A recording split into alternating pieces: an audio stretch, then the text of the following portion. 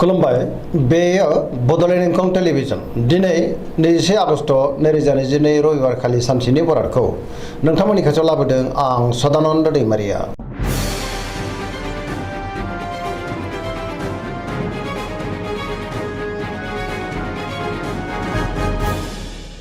सिगां फरायनो लादों मेष राशि गिबि हांखो अ ल दिनैनि साना जोबोर मोजां गोथों आरो गोग्गो साननो रोंगोन बयजोंबो अनजागोन न'खराव दिनै गाहाम थासारि फैगोन गुबुनजों मोजां सोमोन्दो लाखिनो रोंगोन जेरावबो जाफुंसारगोन मावनो लानाय खामानिखौ थि समावनो मावफुंनोबो हागोन गोसोखौ दिनै जोबोर गोजोननायबो मोनगोन देहाया मोजाङै थागोन अब्लाबो नाथाय जानाय लोंनायाव सांग्रां जानांगोन बहानिफ्रायबा हरखाबै मोजां खौरांबो फैनो हागौ रांखावरियाव दिनै जोबोर मोजां गोबां धोन आरजिनो हागोन बेफार फालांगियावबो दिनै जोबोर मोजां होनजायो सोरबा लोगोनि हेफाजाबखौ मोननो हागोन न'खराव बिसि फिसायजों अननानै बांगोन बिमा बिफानि अननाय आरोफोरखौबो मोनगोन बहाबा थांनांगौब्ला दिनै जोबोर मोजां आरो मोजाङैनो हान्थिनोबो हागोन गुबुननि गोसोखौ गोरलैयैनो बोनो हागोन गोसोनि बोलोआबो बांगोन समाजावबो दिनै गोबां मान मोननो हागोन लाइमोनफ्रा बहानिफ्रायबा मोजां खौरां मोननो हागौ गोसोआ दिनै जोबोर खुसि जागोन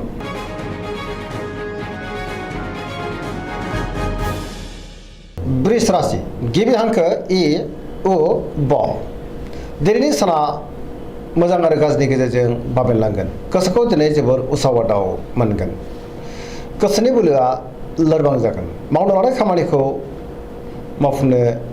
गोब्राब जागोन समाजाव मान मोनगोन रांखावरियाव मोजां बेफार फालांगियावबो मोजां होनजायो आयाबो बांगोन न'खराव बिसि फिसायनि गेजेराव अननानै फैगोन बिदा फंबायजों मोजां सोमोन्दो थागोन देहाया दिनै बारा मोजां थानाय नङा गोबां रोखोमनि देहायारि जेंनाजों मोगा-मोगि जानांनो हागौ जानाय लोंनायाव सांग्रां जानांगोन गुबुननि हेफाजाबखौ मोननो हागोन सोरबा लोगोनिफ्राय अनसायनाय मोननो हागौ अब्लाबो नाथाय गोसोनि साननायफ्रा देबर नांगोन लामा सामायाव हान्थियोब्ला सांग्रां जानांगोन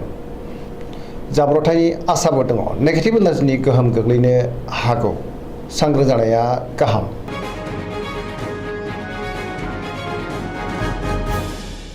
मिथुन राशि गिबि हांखो क स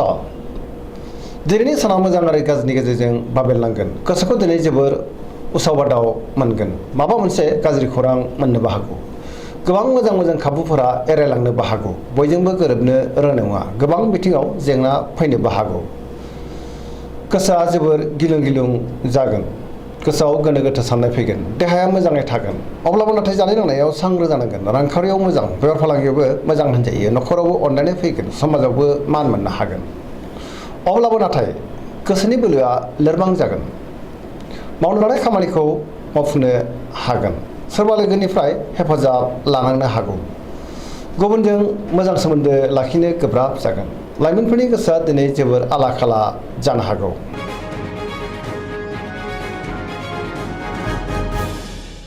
कर्कट राशि गिबि हांखो ड ह दिनैनि साना जोबोर मोजां समाजाव गोबां मान मोनगोन सोरबा लोगोजों बाख्नाय जानो हागौ गोसोनि साननायफ्रा दिनै मोगथाङाव जाफुंगोन गोसोआव पजिटिभ साननाय फैगोन गोथों आरो गोग्गो साननो रोंगोन मावनो लानाय खामानिखौ थि समावनो आरो गोरलैयैनो मावफुंनोबो हागोन रांखावरियाव दिनै जोबोर मोजां बेफार फालांगियावबो जोबोर मोजां मुलाम्फा मोनगोन आयाबो बांगोन न'खराव बिसि फिसायनि गेजेराव अननानै फैगोन बिदा फंबायजों मोजां सोमोन्दो थागोन देहायाबो दिनै मोजाङैनो थागोन अब्लाबो नाथाय जानाय लोंनायाव सांग्रां जानांगोन गुबुननि हेफाजाबखौ मोननो हागोन समाजाव मान मोनगोन फरायसाफ्रा दिनै फरायनायाव गोसो दुंखांगोन आरो मोजां फिथाइ मोननोबो हागोन सेंग्रा सिख्लाफ्रा बहानिफ्रायबा मोजां खौरां मोननोबो हागौ पजिटिभ एनार्जिनि गोहोम गोग्लैगोन सरासनस्रायै दिनै साना जोबोर मोजां आरो मोजाङैनो बारग'लांगोन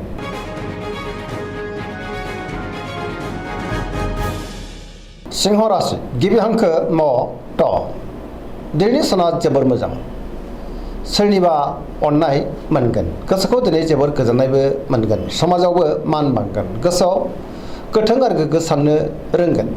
मावनो लानाय खामानिखौ थि समावनो आरो गोरलैयैनो मावफुंनो हागोन सोरबा लोगोनिफ्राय थोजासे हेफाजाबबो मोननो हागौ बहाबा दावबायहैनो बा हान्थिनो खाबुबो मोनगोन रांखावरियाव दिनै जोबोर मोजां आयाबो बांगोन मोननो गोनांखौ दिनै मोननो हागोन बेफार फालांगियाव जोबोर मोजां मुलाम्फा मोनगोन गोसोनि साननायखौ दिनै गुबुननो फोरमायनोबो हागोन न'खरावबो अननानै फैगोन समाजाव मान मोनगोन देहाया दिनै मोजाङैनो थागोन गुबुननि थाखाय गोबां मोजां खामानि मावनानै होनोबो हागोन पजिटिभ एनार्जिनि गोहोमबो गोग्लैनो हागौ।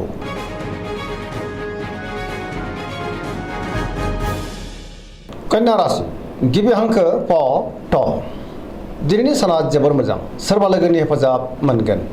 गोसोनि लुबैनायखौ मोननो हागौ गोसोनि बोलोआबो बांगोन गोसोआव पजिटिभ साननाय फैगोन गोथों आरो गोग्गो साननो रोंगोन गियाननि आंखाल जानाय नङा मोनफ्रोमबो खामानिखौनो दिनै मावलांनो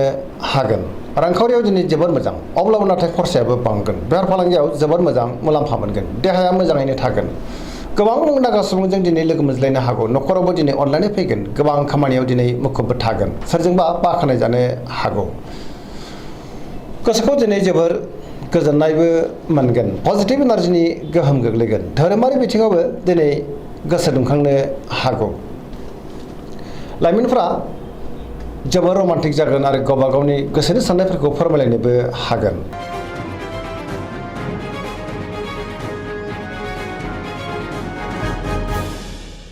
तुला राशि गिबि हांखो र ट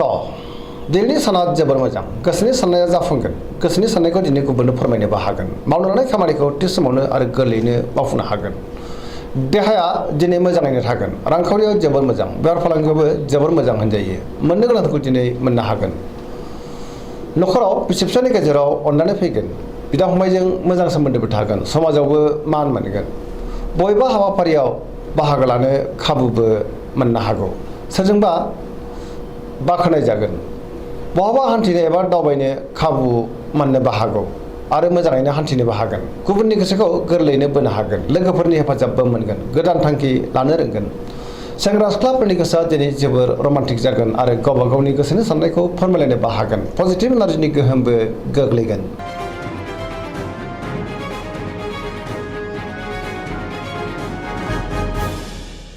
वृश्चिक राशि गिबि हांखो न स दिनैनि साना मोजां आरो गाज्रिनि गेजेरजों बाबेनलांगोन गोबां मोजां मोजां खाबुबो फैनो हागौ गोसोआव पजिटिभ साननाय फैगोन सोरजोंबा बाख्नाय जानोबो हागौ गोसोखौ दिनै जोबोर गोजोननायबो मोनगोन समाजाव लोगो लेवा बांगोन सोरबा गोजाम लोगोजों बहाबा लोगो मोनज्लायनोबो हागौ अब्लाबो नाथाय गोसोआव गोनो गोथो साननाय फैनो हागौ मावनो लानाय खामानिखौ थि समाव मावफुंनो हागोन गुबुननिफ्राय हेफाजाब मोननो गोब्राब जानो हागौ गोसोनि साननायफ्रा देबार नांगोन गोसोनि बोलोआ लोरबां जानो हागौ समाजाव नाथाय मान मोनगोन रांखावरियाव बारा मोजां नङा अदेबानि मोननो गोनांखौ मोननो हागोन नाथाय अब्लाबो खरसायाबो बांगोन बेफार फालांगियाव मोजांद्राय नङा गुबुननि हेफाजाबखौ मोनगोन फरायसाफ्रा दिनै फरायनायाव गोसो दुंखांगोन लाइमोनफ्रा जोबोर रमान्टिक जागोन आरो गावबा गावनि गोसोनि साननायखौ फोरमायलायनोबो हागोन।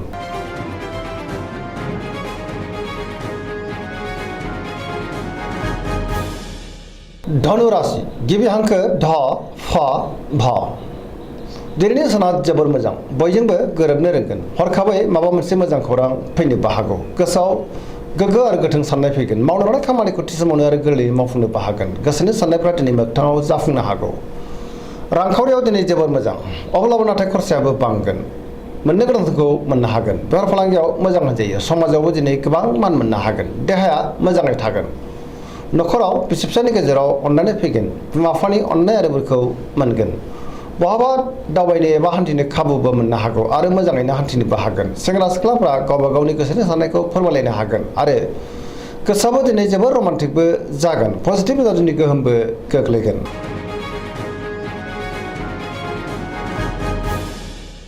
मकर राशि गिबि हांखो ख ज दिनैनि साना जोबोर मोजां गोसोनि बोलोआ बांगोन गावनि गोसोनि साननायखौ दिनै गुबुननो फोरमायनोबो हागोन गोसोनि हास्थायनायफ्रा जाफुंनो हागौ मावनो लानाय खामानिखौ थि समावनो मावफुंनो हागोन माबा मोनसे मोजां खौरां फैनोबो हागौ रांखावरियाव दिनै जोबोर मोजां आयाबो बांगोन मोननो गोनांखौबो दिनै मोननो हागोन बेफार फालांगियावबो दिनै जोबोर मोजां मुलाम्फा मोनगोन गुबुनजों बाख्नाय जानोबो हागौ गुबुननि थाखाय गोबां मोजां खामानि मावनानै होनो हागोन मावनो लानाय खामानिखौ थि समावनो मावफुंगोन आरो गोब्राब खामानिखौबो मावफुंनो हागोन सिगांनि बबेबा आद्रा खामानियाबो दिनै मावफुंजानो हागौ गोदान खामानियाव आखाइ होजेननोबो हागोन न'खराव अनलायनाय फैगोन देहाया दिनै मोजाङैनो थागोन सेंग्रा सिख्लाफ्रा गावबा गावनि गोसोनि साननायखौ फोरमायलायनो हागोन बहानिफ्रायबा मोजां खौरां फैनोबो हागौ फरायसाफ्राबो दिनै फरायनायाव मोजां फिथाइ मोननो हागोन।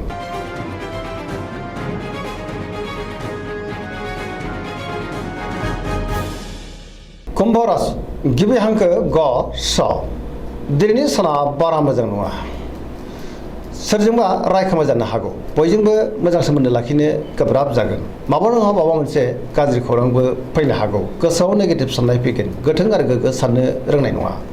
गोसोखौ दिनै जोबोर उसाव बादाव मोनगोन मावनो लानाय खामानिखौ थि समावनो मावफुंनो हायोब्लाबो माबा नङा माबा मोनसे गोरोन्थिबो जानो हागौ समाजाव मान मोनगोन गोबां मुंदांखा सुबुंजों दिनै लोगो मोनज्लायनोबो हागौ रांखावरियाव मोजां बेफार फालांगियावबो मोजां होनजायो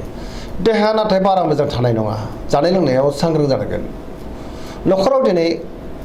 अनलायनाय फैगोन बिमा बिफानि अननाय आरो बोरखौ मोननो हागौ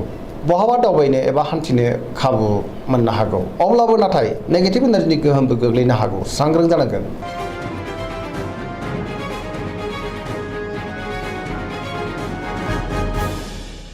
मीन राशि गिबि हांखो ड स दिनैनि साना जोबोर मोजां गोबां मोजां खाबु फैनोबो हागौ सिगांनि बबेबा जेंनाखौ दिनै सुस्रांनोबो हागोन गोसोखौ दिनै जोबोर गोजोननायबो मोनगोन गोसोआव गोथों आरो गोग्गो साननाय फैगोन पजिटिभ साननो रोंगोन गोसोनि बोलोआबो बांगोन गावनि गोसोनि साननायखौ दिनै गुबुननो फोरमायनोबो हागोन देहाया मोजाङै थागोन अब्लाबो नाथाय जानाय लोंनायाव सांग्रां जानांगोन रांखावरियाव मोजां आयाबो बांगोन बेफार फालांगियावबो दिनै जोबोर मोजां होनजायो न'खराव बिसि फिसायनि गेजेराव अननानै फैगोन बिदा फंबायजों मोजां सोमोन्दो थागोन सोरजोंबा बाख्नाय जानोबो हागौ सेंग्रा सिख्लाफोरा जोबोर रमान्टिक जागोन आरो गावबा गावनि गोसोनि साननायफोरखौ फोरमायलायनोबो हागोन पजिटिभ एनार्जिनि गोहोमबो गोग्लैगोन दिनैनि राशि फरायनाया एसेनोसै जोबनायाव बेखौनो खावलायो जाहाथे नोंथांमोना सानफ्रामबो जोंनि बे बड'लेण्ड इंखं टेलिभिजनखौ नायबाय थायो आरो साबस्क्राइब खालामो लोगोसे लाइक खालामो आरो शेयार खालामो एसेनोसै गोजोन्थों।